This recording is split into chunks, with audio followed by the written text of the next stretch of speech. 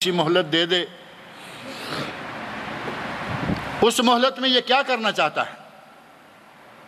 اس مہلت میں یہ چاہتا ہے فَأَصَّدَّقْ، اے اللہ میں صدقہ کروں گا، خیرات کروں گا، میں غریبوں کو، یتیموں کو، مسکینوں کو، بیواؤں کو بانٹوں گا، مدارس پر خرچ کروں گا، مساجد بناؤں گا، میں اے اللہ یہ کروں گا وہ کروں گا، وَأَكُن مِّنَ الصَّالِحِينَ، اور میں نیک لوگوں میں سے ہو جاؤں گا۔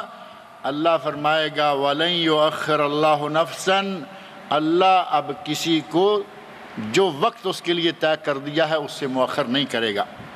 اذا جاء اجلها، جب موت آ گئی تو آ گئی، اب اس کو اور موقع نہیں دیا جائے گا۔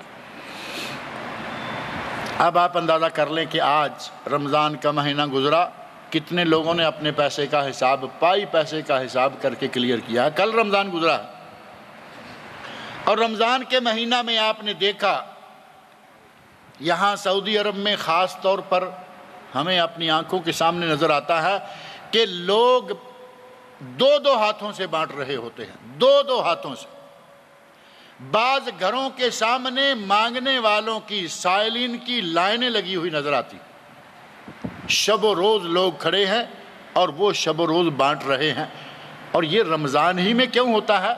انہوں نے اپنے دولت کا حساب کیا، زکوٰۃ نکال کے سائیڈ میں رکھ دی، اب وہ بانٹ رہے ہیں، وہ مہینہ بھر بانٹتے رہتے ہیں۔ ہم نے بھی اپنے مال کا حساب کیا ہے، سوچا ہے کہ بیگم کو ہم نے کتنا زیور بنا کے دے رکھا ہے۔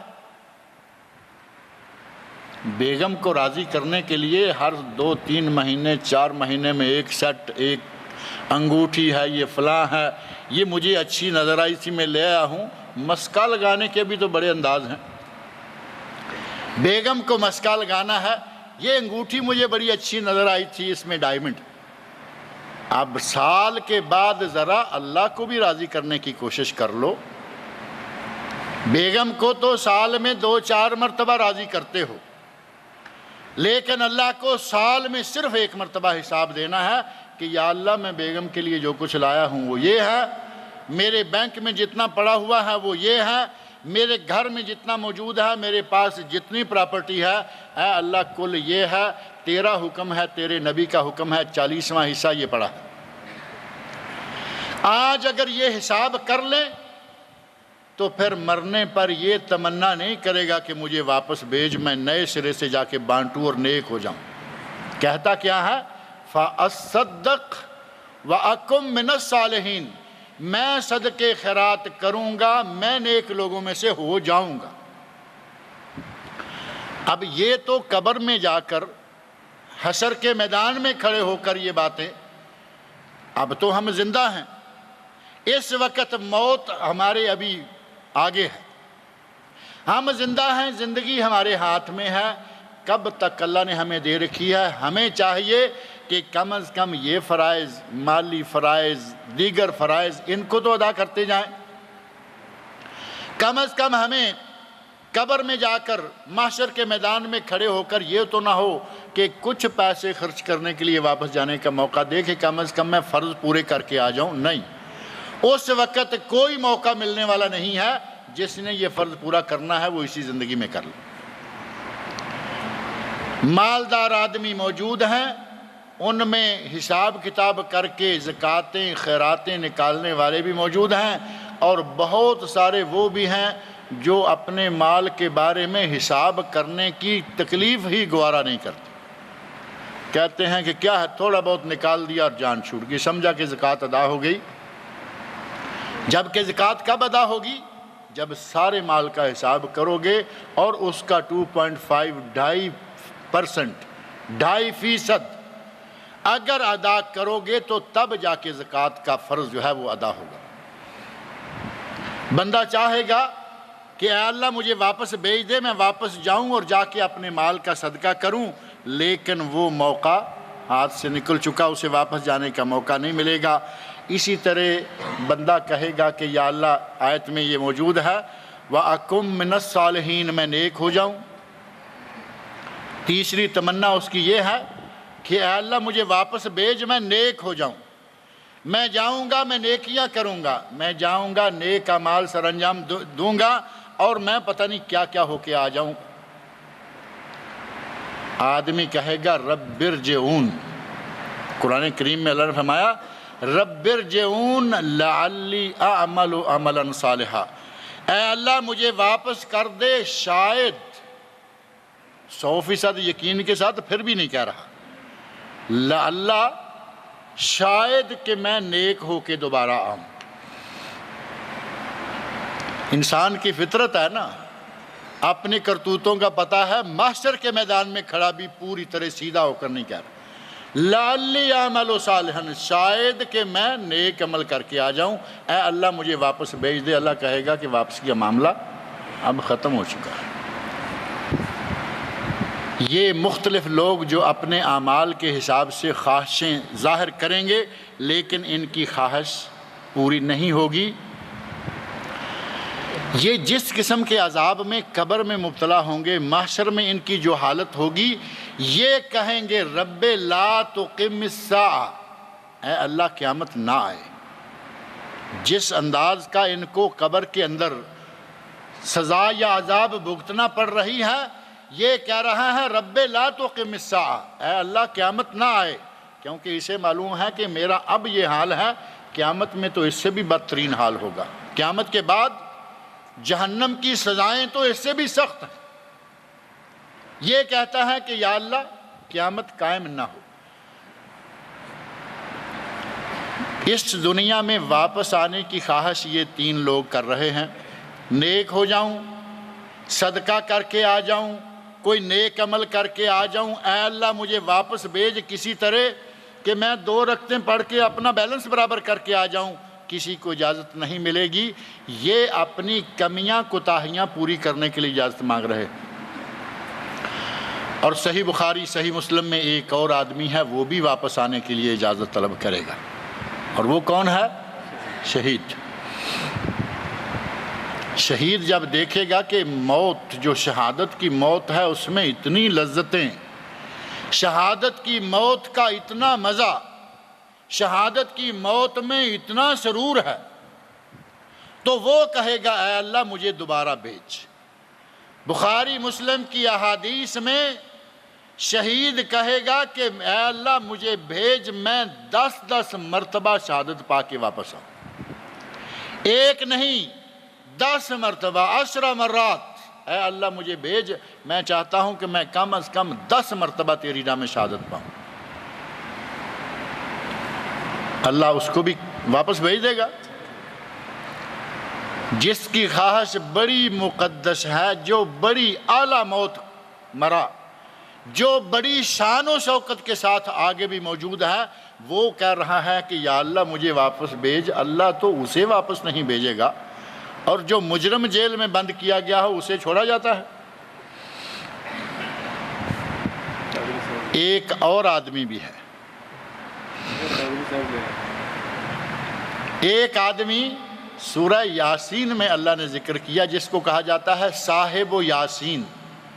صاحب و یاسین، سورہ یاسین میں ایک آدمی کا ذکر ہے، قوم کو کہتا ہے اے میری قوم ایمان لے آؤ، اے میری قوم سدھر جاؤ، اے میری قوم نیک ہو جاؤ، وہ کوئی اس کی بات پہ کان نہیں دھر رہے۔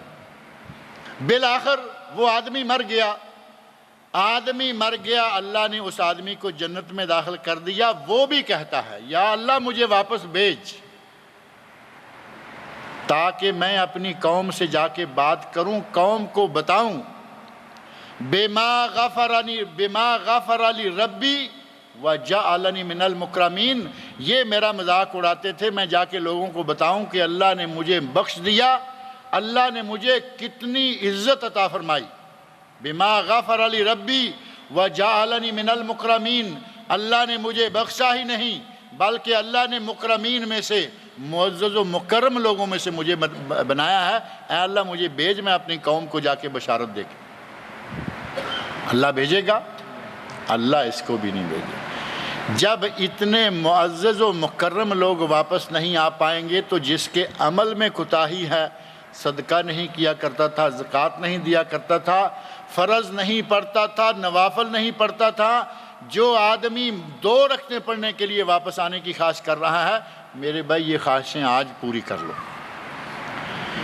یہ تمنائیں جو کل پوری ہونے والے نہیں ہیں ان کو آج پورا کر لو، کل کو یہ موقع ہاتھ میں آنے والا نہیں ہے۔ اور اگر ایک آدمی فوت ہو جائے، مر جائے، یہ ایک کا میں نے ذکر کیا کہ یہ کہہ رہا ہے کہ یا اللہ مجھے واپس بھیج کہ میں اپنے لوگوں کو بشارت دے کے آ جاؤں کہ میں بڑے مزے میں ہوں،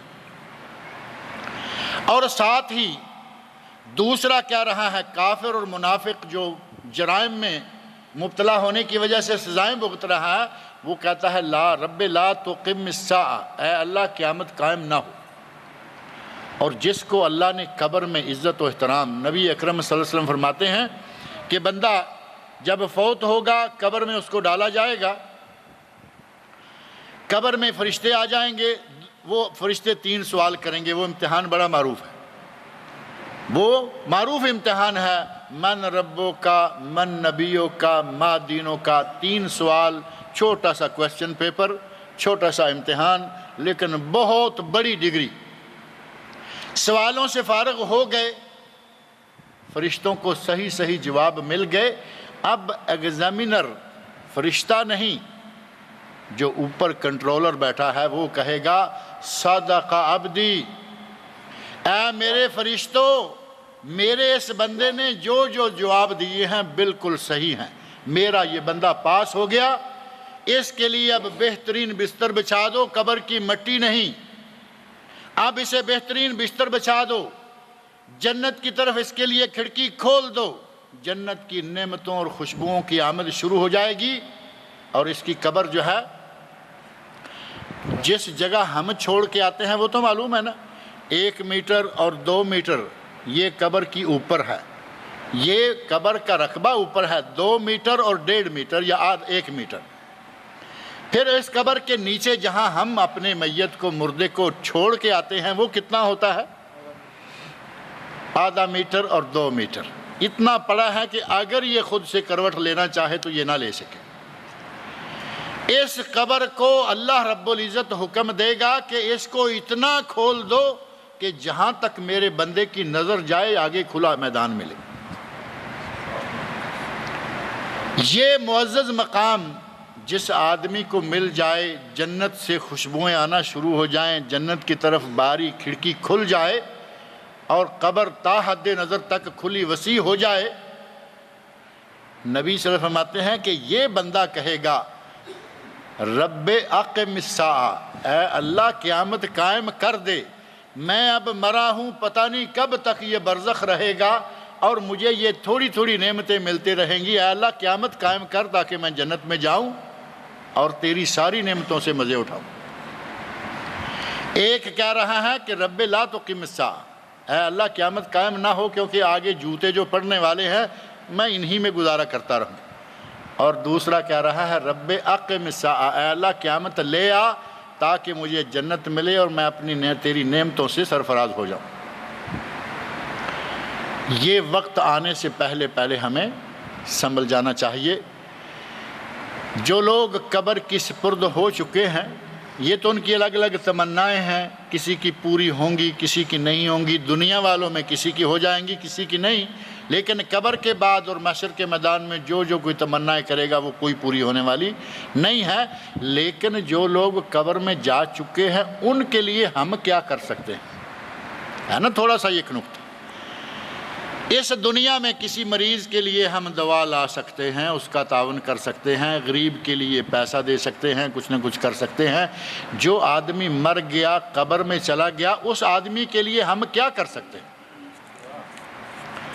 اس آدمی کے لیے اب 3 کام ہیں، 2 کہیں 3 کہیں۔ ایک یہ ہے کہ اس کے لیے دعا کریں، اللہ سے رحمت کی دعائیں مانگیں کہ یا اللہ تیرا یہ بندہ اب تیری سپرد ہو چکا ہے،